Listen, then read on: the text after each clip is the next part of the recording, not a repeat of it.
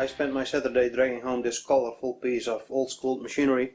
This is a German vintage lathe of World War II vintage, 1943 according to the seller. It looks a lot like my Oscar Ehrlich lathe that has been occupying my workbench for most part of a year.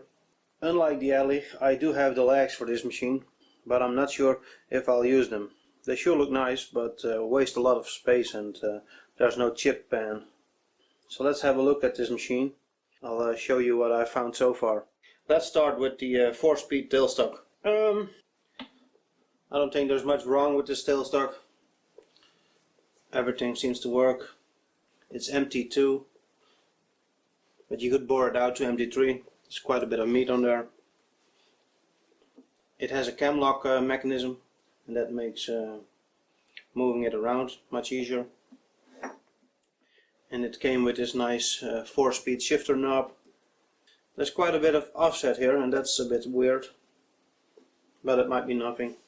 The carriage is where the trouble starts. The cross slide is totally frozen up, and I noticed that the threaded rod in here was totally loose at the rear end. I was able to move it to this side, but now it's totally stuck. It also is very hard to slide back and forwards. It has a threading dial, and based on the fact that it has only one gear, I think the lathe is imperial. The dials, they are there but hardly readable.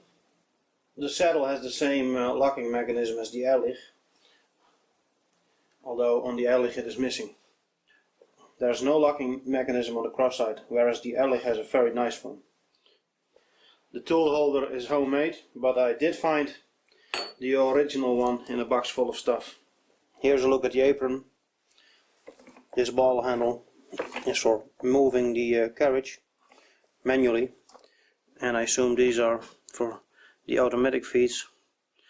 The middle position is probably off, and the other ones are probably for the cross slide and the carriage. This one here is for engaging the half nuts used for threading. This here is a built-in carriage stop, and I like that a lot. There's quite a bit of play on this shaft. There's none on the lead screw. There is some wear on the lead screw. It is noticeable. This is a gapped bed lathe. You can remove that piece by taking out those bolts. There is some wear and some damage on the bed, but there are no ridges anywhere. However, if you move the carriage to the tailstock, it does tighten up things, so that's a clear sign of wear. Here's the Norton gearbox with 18 feed rates. Unfortunately, both levers have been broken off, so this lathe probably fell over at some point. With this lever broken, you can't keep it in gear, and you can see they already tried to fix it once, because there is some bronze here, or copper. I do have the broken off parts. Well, at least for this lever. For this one it is missing. I wonder if this is the same cock that made Dutch lathes back in the 50s. According to this table, you should be able to cut Whitworth and metric thread with this lathe. You can also see the feed rates here. It looks like you need some change gears to cut metric thread, but it's unclear to me what change gears you need for cutting Whitworth, and that probably also works for Imperial, because I believe they have the same TPI. I will need to study this table a bit more. All the oil here came out when we hoisted the lathe. It tilted to one side and it came out through the forward reverse lever. This is a 3-speed headstock. You can see the gears in the casting here. It also has a back gear, so that's a 6-speed total, and it maxes out at 490 RPM, and that makes me believe that this is a bronze tapered bearing headstock. There's also an oiler, which is basically a small cup with a piece of felt in there. It was looking pretty dry. Here is a spindle lock, and this is the forward reverse tumbler for the carriage. On the rear of the headstock is a clutch lever for the clutch pulley. The lathe came also with a V-groove pulley. It also has a clutch mechanism. The fit of this cover leaves something to desired.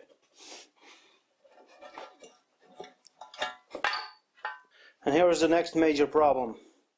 Just like with the lathe, lots of broken teeth. Not all gears are this bad. Most of them are pretty okay. Unfortunately, this one is needed to cut metric thread. Here's another one that is missing a few teeth. And I also need to figure out which gears I need for the correct feed rates on the gearbox. And on the other end of the headstock we find the chuck, which is also a pretty sad looking thing.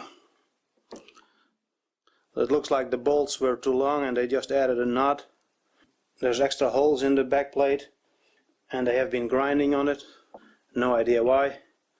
The jaws are a bit loose and they have been welded up and reground.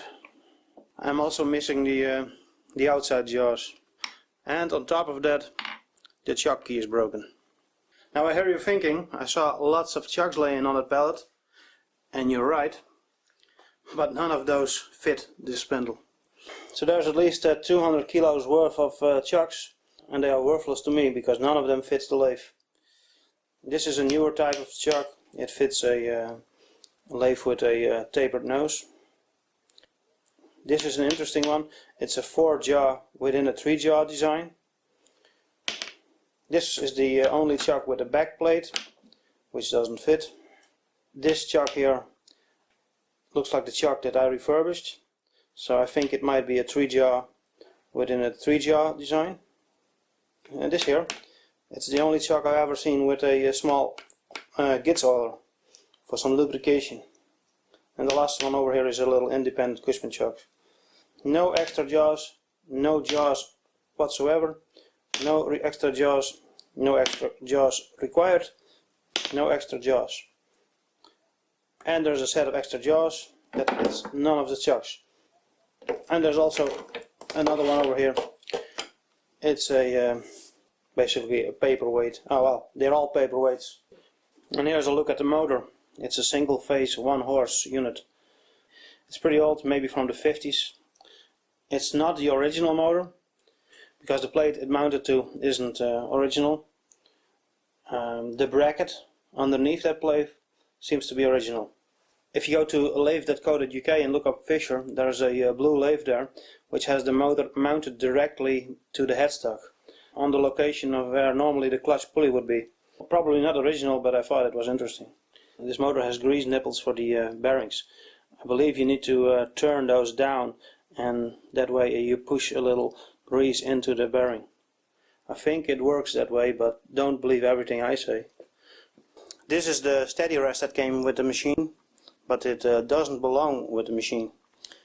As you can see, the clamp is not wide enough to grab both sides of the bed. It is also tilted slightly to the right, but this should be fixable with a wider clamp and a few shims. Talking about clamps, I got 2 more. This looks to be homemade. This looks original, but it is not the same as on the tailstock. This clamp probably belonged to this base plate that used to be underneath the tailstock. It seems to fit nicely, but it's at least a centimeter higher than the one on the tailstock, so this also doesn't belong with this machine. The things you get when you buy an old lathe. And here's a box with odds and ends that came with the machine. And I think most of this belongs to the lathe. I didn't notice a ball handle missing. And the spindle seems to be complete. These are the tool bits that came with the lathe. and there were at least 100 of those triangle shaped bits. They look like inserts, but there's no hole. I don't know what those are for. And here's a look at the legs or stand that belongs to the machine. It looks nice, but like I said, not really efficient if you want to store some stuff. It does have a very nice embossed logo. I like that. Well, that's about it. I think I covered everything I discovered today. I'm hoping I can get it back on its feet as soon as possible. And then I got to see if I can get the motor running again. Throw in some new oil because most of it ran out. And then it is time for testing. But that's something for another video. To be continued.